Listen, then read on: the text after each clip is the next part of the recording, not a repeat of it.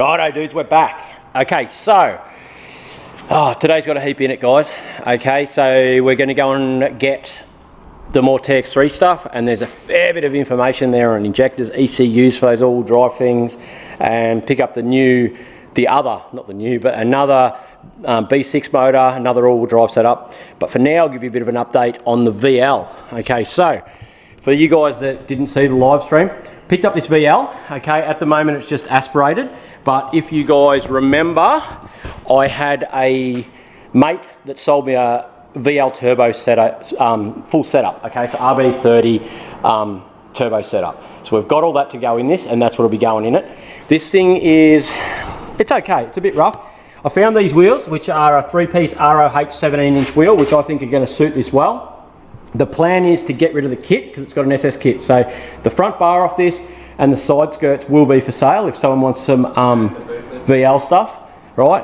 And we're going to go black, and then the colour of the wheels will be the centre stripe and the bars, okay, to bring it back to normal. Now, when a mate of mine saw that I had a VL, he rang me, he said, dude, I've got a heap of VL stuff and you're probably going to need it, and here's a top bloke. He said, come and grab it, go and take whatever you want. So I just finished out there now.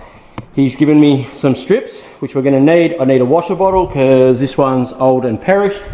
A set of tail lights, but I did just find another tail light. Some rear window surrounds and front and rear. They're off of Calais, those, but yeah, I end up with a new Rio too, because I'm not sure what's in behind that bar. Now, I'll show you inside this, guys, for the guys that haven't seen it. It's got a Bellina interior. It's grey, it's pretty good. Like, I'm going to pull this out and wash it all.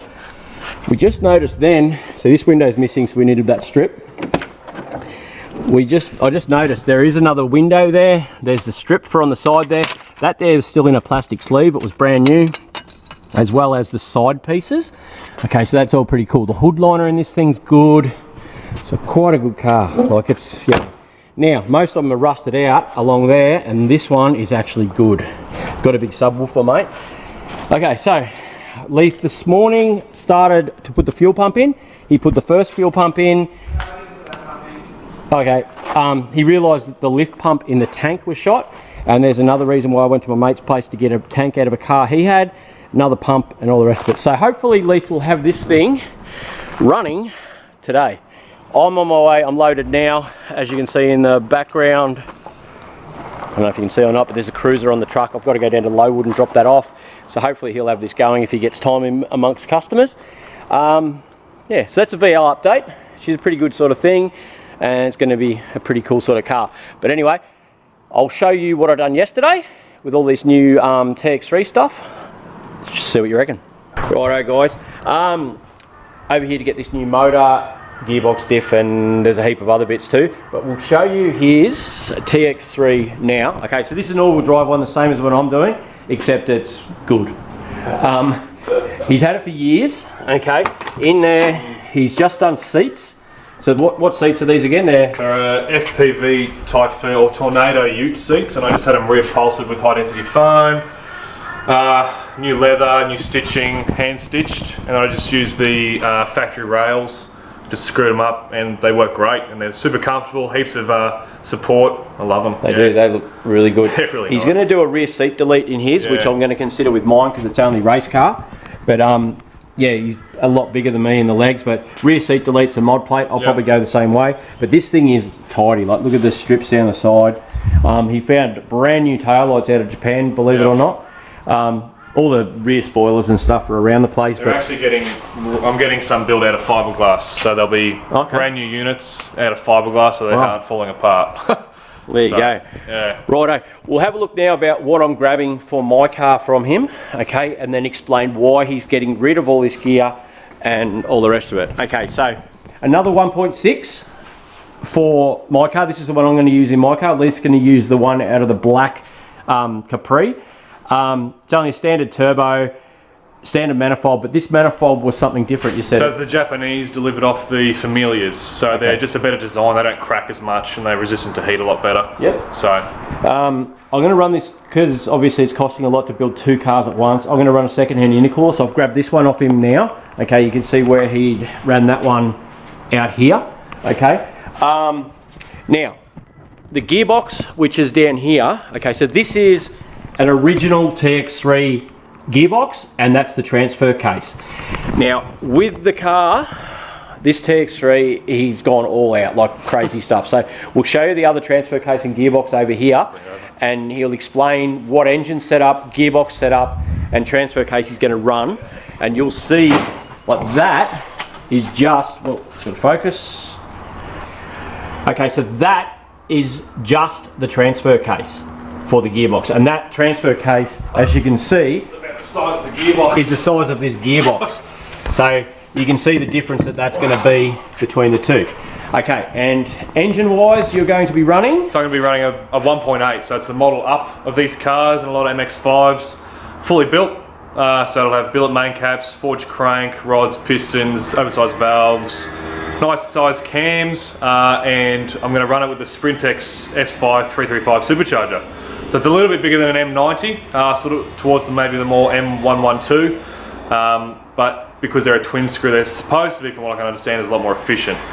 I'll be running that with a Celica GT4 gearbox out of the WRC models, or a E153 from a Camry V6 1999 model. If I can find him one. If we can find one, and the power you're expecting to get from the 1.8? Yeah, so with E85 and water injection, I'm hoping to get towards the top of my, or the closer to 300 kilowatts than underneath. Okay. The goal is 300 and kilowatts. What were you getting out of this one? Because you had this one running 16 PSI in your car for a long time. It was a factory one, I think, because I didn't ever get it dyno tuned, but from calculations and other people running, I think it would have been close to maybe 150, 160 kilowatts of the wheels. So it's going to be a massive difference. It'll be a big jump. It's doubling the horsepower, but as you can see, he's gone all the way through and doubled the box as well. One of the big things I learnt today is brakes. Okay, the problem with brakes on it is there's not a lot of options. So these are your standard brakes here from a all-wheel drive TX3, which are bigger than the normal ones.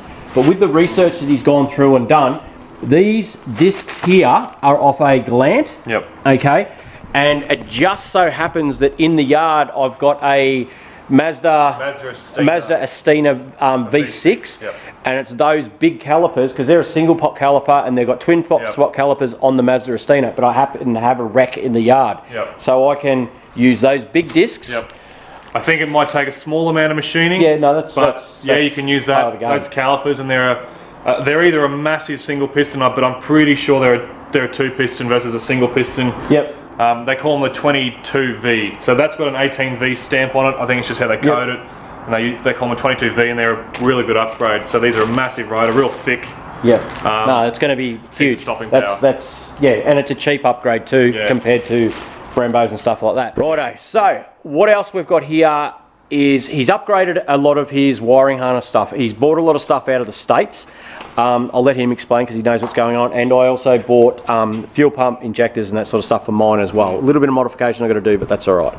Okay, so here we go. Basically, I've got a Mitsubishi Evolution 8 ECU, and I've had it all wired out to suit the Mazda Ford BP 1.8. So injectors, coil-on packs. I'm running Toyota Yaris. They're a Denso from factory coil-on pack. People use these. They're very similar to the LS1 from what I understand.